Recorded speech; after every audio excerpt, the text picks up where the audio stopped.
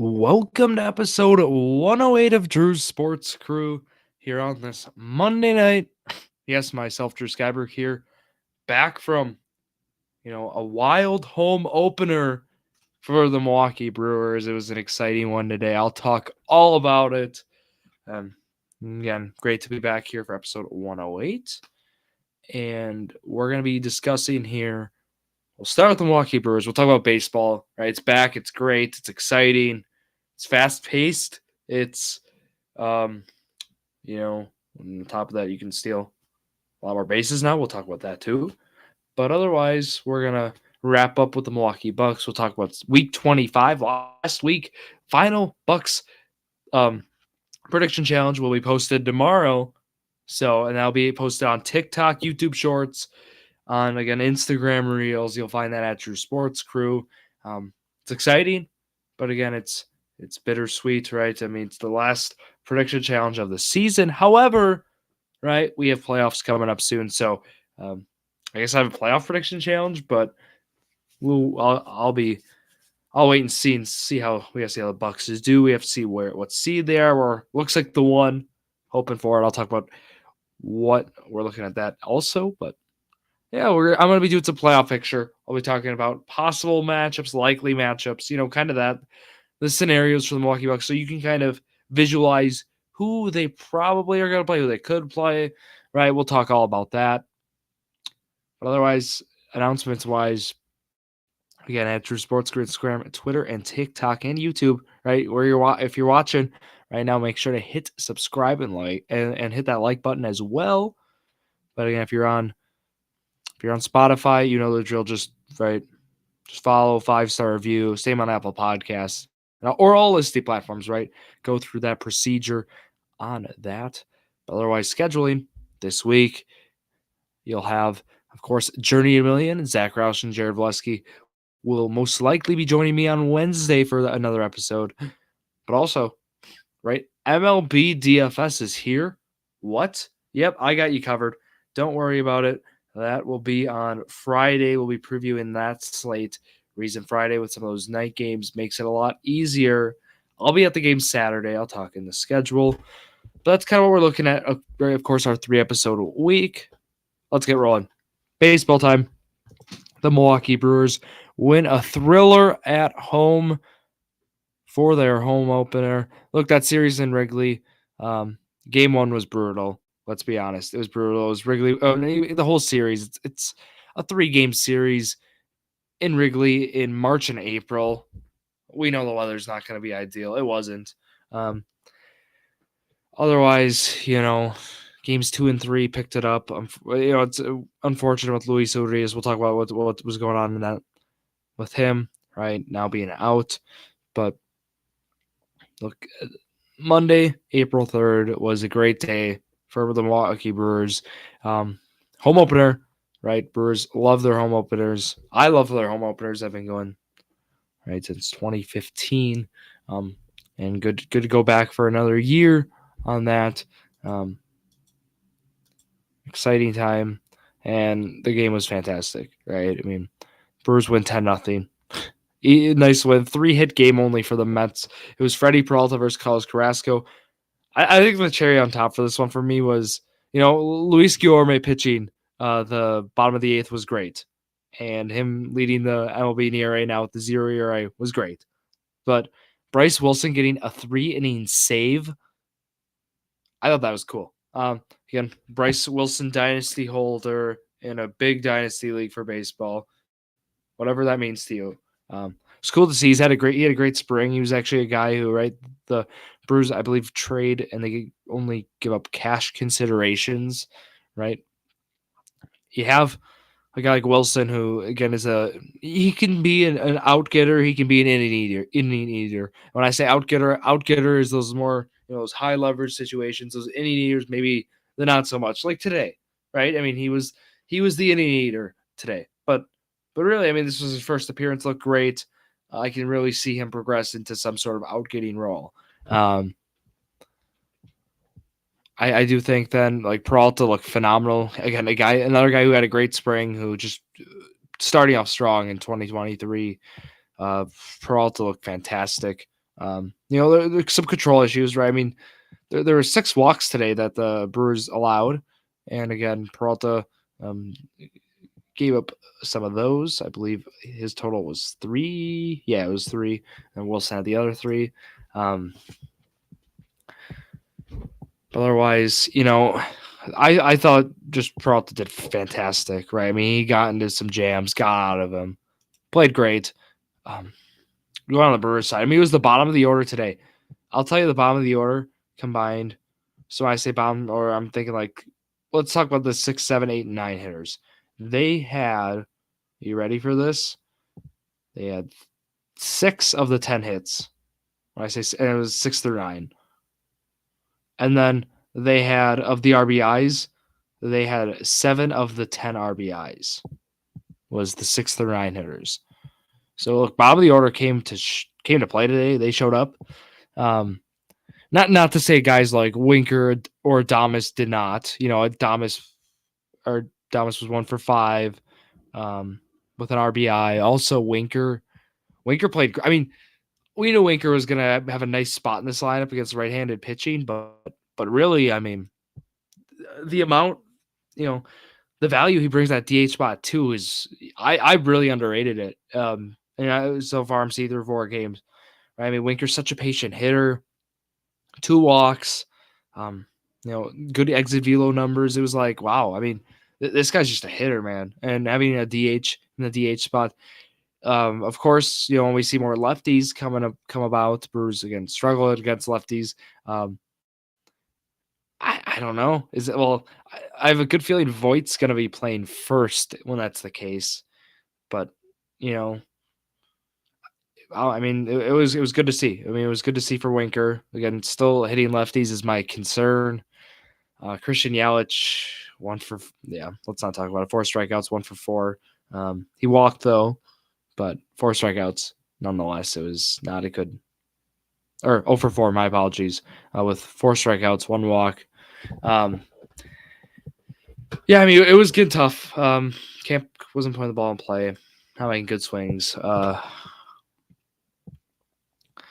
Otherwise, again, pitching was the strong suit in this one. Love to see what we saw from Peralta, Wilson. Sorry, I want to talk about this game because it's the home opener. Look, Brewers gave out cowbells today. The fans did, or to the fans. The stadium improvements I want to touch on as well. So you'll notice when you enter American Family Field in 2023, the following. This was kind of my list I made. I was thinking about. So we've heard about the sound system, right? We heard about it. I heard it was going to be great for concerts. Let me tell you. I mean, it is worth the hype. It was fantastic. I mean, it was phenomenal. The sound was speakers like everywhere. You can really hear it. It was good to hear. I felt like in some moments, some microphones might need to be turned up, but it was the first home game, so I'm imagining that's going to get fixed because it wasn't even like that loud, and I was still having difficulties hearing what was all going on. But I think that's the big one. You'll notice there's a Potawatomi like almost scoreboard, like it's like a scoreboard, but it's like a graphic out in right field. It's where there used to be a clock, if you remember, for Brewer fans, or people who've gone to American Family Field. Nonetheless, there is now like this Potawatomi thing that goes along with like the scoreboard or like the boards on like the between the sections. It goes along with that. So enjoy. I enjoyed seeing that. It was pretty cool to see the graphic light up and do different things. Again, the restaurant to be named later is finally named, so that was cool to see. Again, that's out in left field, and it's again Lion Kugel is the sponsor of that. So I mean, it was interesting. It was completely redone, but I thought it was. I don't know, I thought it was pretty cool. Also the Vizzy Loft is a new one, and it's Lion Cool's Barrel Yard. I should add it's a brew pub, and they have a pretty cool menu. I've heard we didn't eat there today. Vizzy Loft though, out in right field, new. You'll notice it, but just overall, the stadium, it's a lot. The main concourse, a lot brighter. They have a new a game used memorabilia store. I mean, I've never really had those, but they have a new one on the bottom for lower level concourse as well. So I think it's worth the hype. I mean, the amenities, the concourse. When I say it's worth the hype, I'm talking like they were talking a lot about this stuff in the off season. If you following, and it's really cool to see the concourse, for example, being so bright. Some it looked like some new graphics, some new displays, and I was impressed. And everything's they still had some things that weren't officially rebranded with the new logo in 2020. So when I say that, I'm thinking like there's some signs outside the stadium that weren't rebranded all the way. They got those all rebranded, all of those classic Brewer colors. So really enjoyed seeing that. But that was kind of the main, going through the new stuff in the stadium, new list. If I remember more, I will gladly share. But the schedule this week. I just want to talk a lot about that one game. I know it was a lot, but again, 2 out of 3 in Chicago in that tough weather. Good to see. 10-0 against the Mets. Good to see. Tomorrow, the Brewers. Nobody thinks the Brewers are going to win. It's Max Scherzer versus Wade Miley on Tuesday, 6:40. It's gonna be a fun one to watch, but yeah. Also, the pitch clock's real. I mean, the game was 2 hours, 38 minutes or so with 10 runs being scored. So that tells you that it's real. And then again, they have the Mets Wednesday, and Woodruff will be pitching that one. I believe against David Pierce. Corbin Burns will be pitching Wednesday. My apologies. With Corbin Burns pitching Wednesday against, I believe, David Pierce. That's what I'm thinking. Friday, I'm thinking Brandon Woodruff. And then Saturday, it looks like to be Eric Lauer. In that game, I'll be at Saturday with the Giannis Antetokounmpo Brewers City Connect basketball jersey. So really going to be an exciting one. Also, those cowbells are really loud, very loud. So be on the lookout for that. You might hear fans bring those in. I wonder if they'll let fans bring them in. I'd imagine, but I don't know. Sometimes they get weird about things like cowbells, so just keep that in mind. Also, the Brewers have a $4 kids meal this year, which, I mean, junior hot dog, junior nachos, Cracker Jacks, and a soda for $4. I was tempted to just get one for myself. I mean, pretty cool. Probably try on Saturday. I'll see though. I did want to talk about those new LB rule changes a little here. I'll tell you the prediction challenge. I got 4-2 this week. I had them winning. Yeah, it's winning today. I have them losing tomorrow. I have them losing Friday. So that's kind of where we're looking. But so far, again, those rule changes. The average games down 28 minutes so far this year, and that was what I saw. Today was what I saw earlier today, and then I also saw a stolen base success rate is insane. I mean, there's 70 steals already. It was an insane amount. And we're on pace already, and of course through 3-4 games, small sample size, but we're on pace for some historic stolen bases right now. So it's gonna be wild, but it's been fun. The Mets got hit with a lot of violations today. So that was something to monitor. It was they had 3 total violations. One batter actually got, which per scoring, it's not a strikeout. It's actually a disqualified. It's I forget what they specifically called it in scoring, but it was rule violation and out. Was kind of the scoring. If you take score, it's gonna get weird, but you're gonna have to embrace it. When you're taking score, but Bryce Terang, of course, today, grand slam. Very cool. Shout out to him. He's going to be a stud. Weimer's going to be a stud. Weimer reminds me of Corey Hart. I don't know if that's crazy, but a tall, right-handed outfielder, kind of a free swinger, nice arm and right, has some nice pop, good speed. I think Corey Hart, Joey Weimer is a great comparison. Maybe, it's a lame comparison because they both were, playing some corner outfield for the Brewers, but that's where I'd go with it. But again, stolen bases are up was kind of the point I was going with before. And guys like Terang, Weimer, and Mitchell are going to run crazy. And again, we're hoping Luis Arias is doing well. 4 to 8 weeks, he'll be out. So expect Terang to fill his spot from then. If Terang plays well, we're gonna be in a spot when we're gonna be in a good spot when Arias comes back. Really, I mean, the more depth, the better for this team. So I'm excited to see that.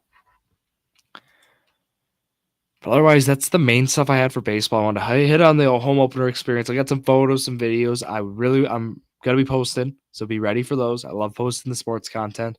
I was in New Orleans this past week. I actually got some sports content there, just a few photos, but we'll gladly share them with you all. Otherwise, Brewers again off to a 3-1 start, hoping to keep it going for them.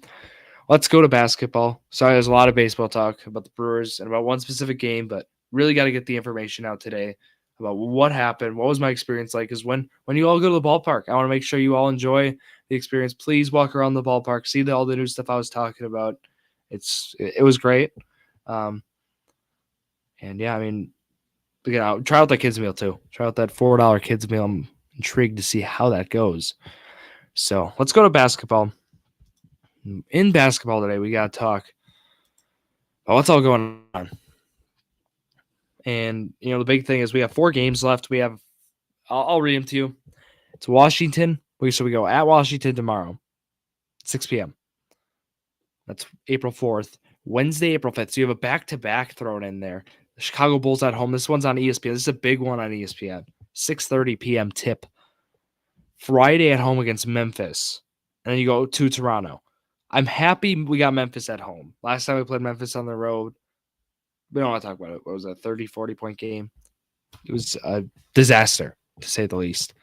So not looking forward to that. I mean, like, when I say disaster, let's go to last Thursday for a little bit. That back-to-back, you put up 149 against Indiana, 149, 136. Then you give up 140 to Boston. And, I was incredible to see a 41-point difference, right, in that one.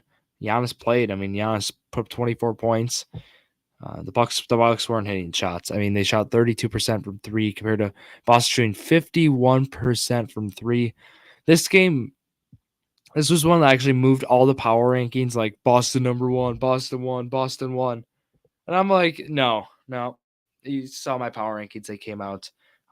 People aren't a fan with where I got the Kings. I'm like, I get not valuing, regular season a lot when we're looking, because right now we're getting playoffs. It's like what teams are going to win or not. But it's like, man, I just feel like people are discrediting too much what Sacramento's done this year.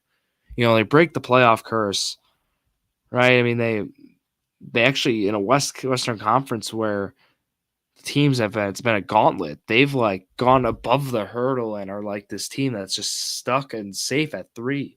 That 3 spot. It's like, it's impressive what they've done, really. So that's something I think is incredible. But again, Washington, Chicago, Memphis, Toronto. I got 4-0 this week. They won against Philly yesterday. That was a good game. Sunday night basketball. Pretty cool. I was actually watching the Sunday night baseball yesterday. Didn't have that game on. I couldn't get it on. Didn't have the channel for it, so unfortunate. But yeah, we will then. Right, so that's this week. The Washington, Chicago, Memphis. I want to talk about the playoff picture, the standings. That was like the stuff. I'm like, Bucks are 56-22 right now. 4 games left. We got to talk about the logistics. Where teams are. What are we gonna expect? All that good stuff. So the Bucks are 4 to go. 4 games to go. So they've played 78 games. Boston has played 78 games. Bucks are 2 games ahead of Boston. So basically, right, you do the math. We're looking at, right, the Bucks needing that 3-1 or 4-0. I believe Boston does have the tiebreaker. If it's I believe they played 3 times, 2-1. I think it's head to head. Bucks have won 1. Celtics have won 2. If I'm not mistaken, let me know. But that's what I believe. So right, we're looking Bucks need to go 3-1 or 4-0. And then also Boston would need to win some games too. So it's not like, it's locked in, but we're looking at that. We're looking at the playoff wise though, right? The teams that are in the 7 through 10 are going to be in that play-in, right? So it's 7, 10, 8, 9. We'll see. Then the winner, the higher seed goes as the 7, lower seed goes to the 8. And really, I mean, it's the Eastern Conference is done. I mean, barring Orlando winning all 4, Chicago losing all 4 is the exception. But we're basically all done. So we have the 10 playoff teams. It's Milwaukee, Boston, Philly, Cleveland, New York, Brooklyn, Miami, Atlanta, Toronto, and Chicago. Those are going to be the 10 teams. Matter of where they are, though, is not really all decided. Playing looks to be pretty set. Barring, Brooklyn they could lose 4 in a row. They could lose 3, and then Miami would have to win 3. But it looks like the top 6 will be, again, Milwaukee, Boston, Philly, Cleveland, New York, Brooklyn. I think it'll be in that order. I think they're pretty set as the top 6. But then Miami, Atlanta, Toronto, Chicago. I think for the Bucks, the best case would be the following. I think it'd be Chicago. They play in the play-in against a team like Miami. They win the play-in. They have to go to Milwaukee. Well, I say they have to go to Milwaukee. It's a 7-game series, but they have to play Milwaukee. That'd be great for the Bucks. Really would be. I think they would. It'd be a pretty easy series. It'd be like a 4 or 5 game, right?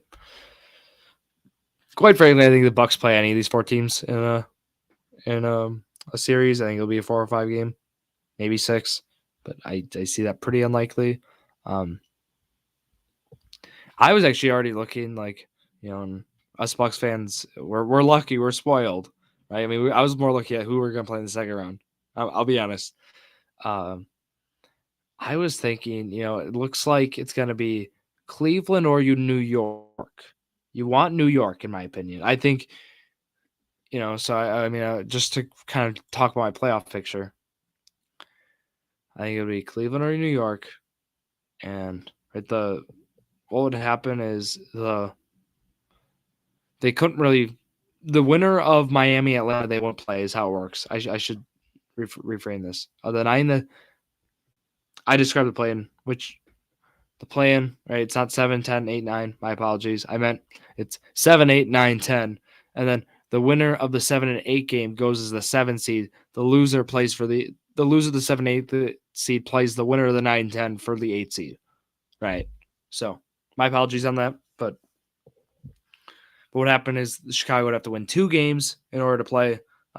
Chicago or Toronto would be the case. And again, you'd want Chicago. So we'd root for them on that. But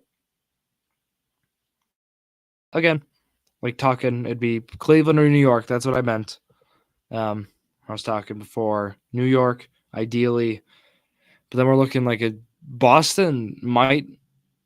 We want to avoid that 2 seed because you basically would play Philly in the second round and don't want to play Philly in the second round. Nobody does. I think they're a pretty underrated squad. So, I'll go to Sacramento over here for a second because all the talk about having them too high in my power rankings, that. Sacramento's the 3 seed. I get it's a tough spot. They play 3 and the 6. Golden State is going to be favored in this series. I'll tell you that right now. If they played Golden State, Golden State would be favored. 6 and 3. Doesn't matter. Even though Golden State can't win on the road, still doesn't matter. They'd be favored. And I totally get why. If Sacramento wins that series, they have a tough one. They're gonna. It's either Phoenix or Los Angeles right now. Look, the West is a mess. So we're gonna. It's hard to even look like this is gonna change 1 week from now easily. This could all change. The 5 through 10 spots, or even the 4 through 10 spots could change. I think more likely we'll have Phoenix at the 4.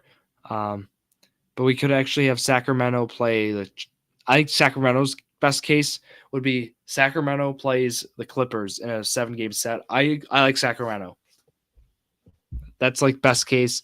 Memphis is pretty locked in. So like Memphis or Denver Memphis and Denver at the 1 and the 2. So Denver at the 1, Memphis at the 2, I should say. It's most likely the scenario we'll see.